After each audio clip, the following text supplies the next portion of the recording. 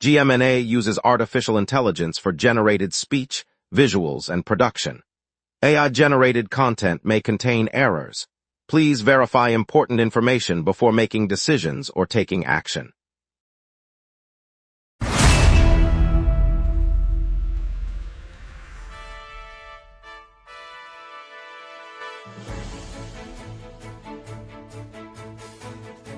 Live from the GMNA News Center, this is the Lunch Break News Hour.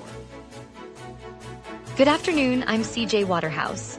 We'll start with the RCMP's new anti-smuggling operation in Montreal North, then a look at today's severe thunderstorm and tornado risk across southern Quebec. Traffic's light with only minor delays, and the legendary Dobie and Andy now open at Time Out Market.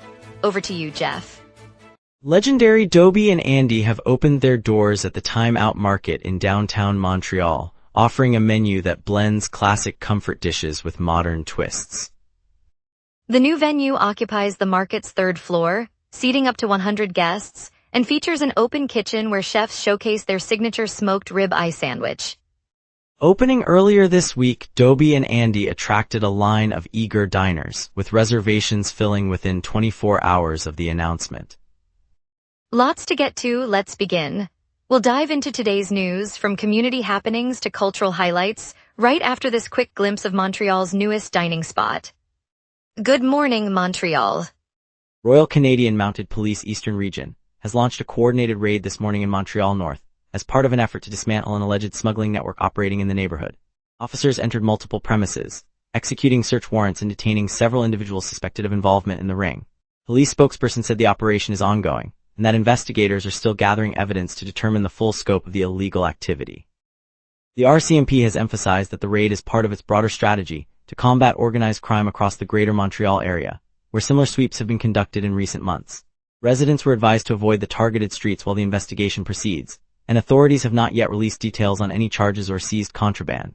The operation underscores law enforcement's focus on disrupting illicit trade that threatens community safety. At the Montreal Athletics Classic on Wednesday, 19-year-old pole vault prodigy Gabriel Jeanist cleared a new height, shattering the meet's record. The young athlete, hailing from the local track scene, topped the previous mark by a centimeter, sending cheers through the packed stadium.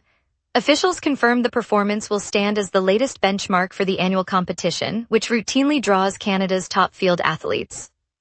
Jeanist, who has been rising through provincial ranks, said the achievement reflects months of focused training and support from his coaches. The record-breaking vault adds his name to a list that includes former national champions, and it positions him as a contender for upcoming national trials. The crowd erupted when his bar stayed up, marking a moment many will remember. Fans left the arena buzzing, hopeful to see the teenager continue his ascent on the international stage.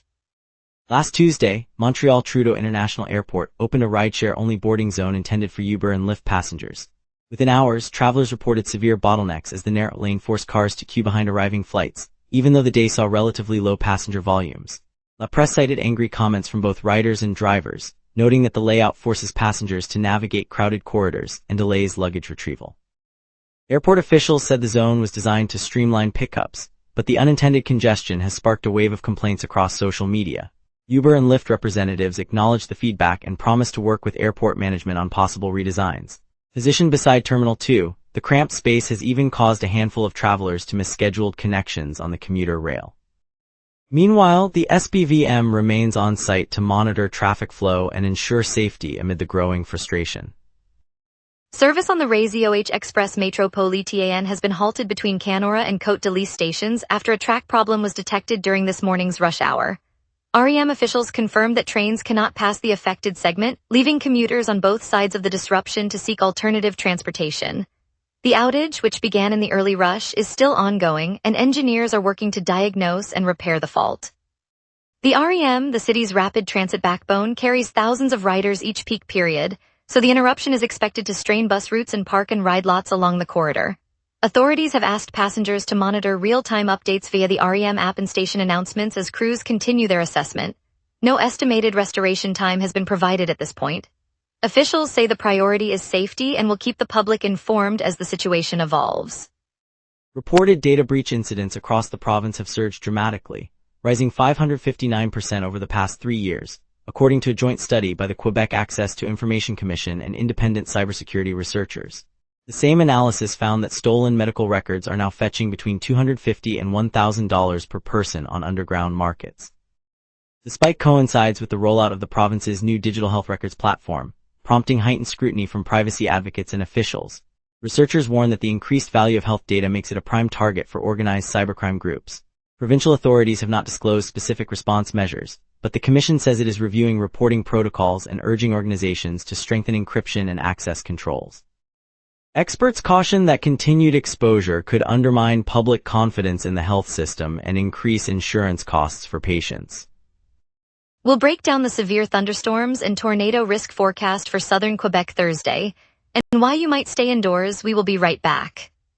Watch the local sunset tonight at 6 p.m. for all your local Montreal news. Welcome back, everyone. I'm glad you're still with us. Jeff Laflamme now brings the local stories you need to hear today. Violent thunderstorms are forecast for southern Quebec today, with meteorologists warning of a possible tornado outbreak. The severe weather is tied to an ongoing intense heat wave that has pushed temperatures to record levels across the region, increasing atmospheric instability. Environment Canada has issued a high-risk thunderstorm warning for the area, urging people to secure loose objects, avoid travel on exposed roads, and stay tuned to local alerts. Schools and businesses are reviewing contingency plans as lightning strikes and hail could cause power interruptions. Residents in low-lying neighborhoods are advised to be prepared for rapid flooding.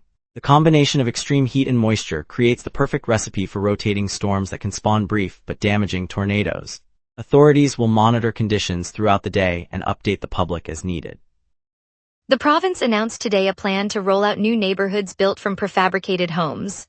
Officials say the scheme will span roughly 30 regions across Quebec, offering units priced under $350,000. By using factory-built components, the government hopes to cut construction time and bring more affordable options to families searching for their first home. Planners expect the homes to meet local standards while delivering modern layouts, heating and energy efficiency features that can lower monthly bills. The initiative could also create jobs in manufacturing and installation, giving a boost to local economies. Residents in areas with limited housing stock may see new choices appear within a few years, easing pressure on the current market. For many renters, the prospect of owning a home at that price point could reduce the need to stay in high-rent apartments and shorten daily commutes. Yesterday, roughly 600 tenants and members of a coalition against high rent gathered in the city to protest soaring rental costs. Demonstrators marched through the downtown core, holding signs that called attention to the scarcity of affordable housing. Organizers said the recent surge in rents has forced many renters into precarious situations, with some losing their homes entirely. The protest follows a broader trend of escalating housing prices across the region, which officials acknowledge is outpacing wage growth. Participants urged policymakers to implement stronger rent control measures and increase the supply of low-income units. Police reported the gathering remained peaceful, though traffic was briefly disrupted near the main thoroughfare. Many attendees voiced concerns that rising rents are forcing families to cut back on groceries and childcare. The rally underscores the mounting pressure on renters as the market continues to tighten. Montreal cyclists are sounding alarms over the city's online bike lane survey, which began in June. Riders say the digital questionnaire could skew planning decisions and expose personal information. The municipality launched the consultation to collect input for expanding the bike path network, but critics argue the platform lacks transparency and may favor certain routes. Cyclists worry that data collected could be linked to their identities, deterring honest feedback and risking privacy breaches. The dispute has sparked heated discussion on social media and at local bike clubs where members worry that future lane placements might ignore everyday riding patterns. City officials maintain the survey is secure and aimed at improving safety for all commuters. The consultation remains open, inviting continued comments as the debate over privacy and impartiality unfolds. Residents who rely on two-wheel commuting are watching closely for any changes. The province's biggest waste disposal site in Terrebonne is undergoing an urgent expansion to accommodate more than 1.2 million tons of additional material. Work began early Wednesday and is proceeding under a schedule that will keep the megasite operational while new capacity is added. Officials say the enlargement responds to a recent surge in waste volumes that threaten to outpace the site's existing limits. Construction crews are reinforcing the perimeter, extending the leachate collection system and adding new cells for long-term burial. The expansion also incorporates upgraded monitoring systems aimed at protecting groundwater and air quality, a response to concerns voiced by nearby households. The project is expected to run through the coming months, ensuring that residential curbside collections can continue without interruption. Residents in surrounding boroughs may notice increased truck traffic as the facility scales up to meet the heightened demand. Now let's check in with our weather team for the afternoon outlook across the island. A weakening ridge and an accelerating jet from the west are stirring low pressure, setting up a hot, unsettled afternoon. On this date, Montreal's record high of 35.3 degrees was set in 2018 during an unprecedented heat wave that pushed the city into the upper 30s for several days. The record low of 13.2 degrees fell in 2016, a rare Arctic dip that arrived with a sudden cold front and snow showers far north of the city. By contrast, the climatological average for early July hovers around 26 degrees high and 22 low, making today's temperatures comfortably above normal, but well below the historic peak. The live radar screen is entirely clear across the province. No rain echoes are present.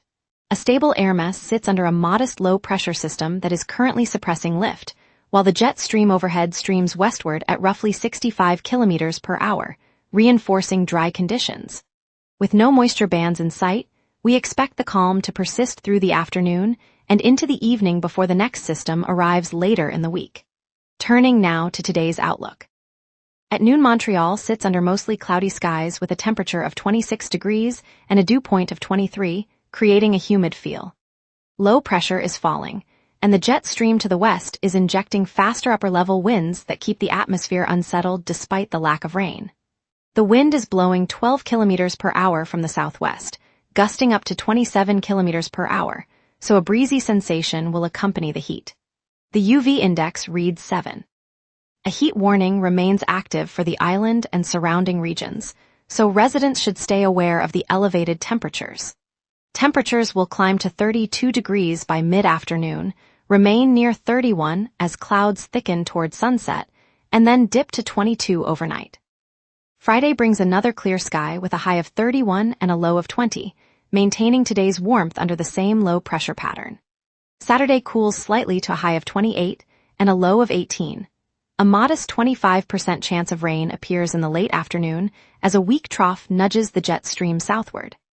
Sunday shifts to overcast conditions, holding a high of 27 and a low of 18, as lingering moisture lingers over the lake effect corridor.